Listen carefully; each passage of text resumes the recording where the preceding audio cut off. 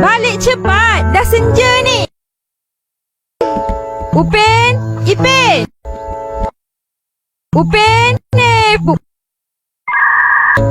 dah sampai? Banyak songeh kau. Opa, Cikgu Jasmine cakap Opa hantu. Betul ke? Alah, Opa. Betul. Banyak songeh kau. Cikgu Jasmine cakap kalau balik lewat selepas maghrib, nanti kena tangkap Cikgu Jasmine ni. Kan, Ipin? Betul. Mana ada hantu? Cikgu Jasmine cakap macam tu sebab korang tu macam hantu. Dah. Pergi mandi cepat. Lepas tu balik. Baik, Kak. Lepas ni Opah nak nakal untuk beberapa hari. Kau berdua jangan nakal. Baik, Opa. Kan nak jauh dulu. Gila, parbo betul. Sekejap je, tak lama. Kenapa dengan pokok kelapa?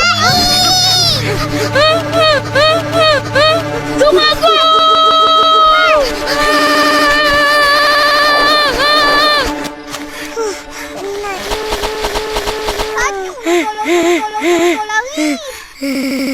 Ada apa tadi? Upin, Ipin. Balik cepat. Dah senja ni.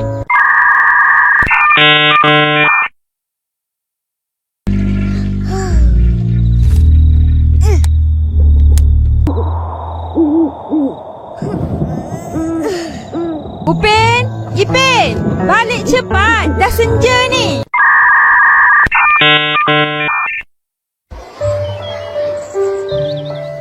Upin, Ipin.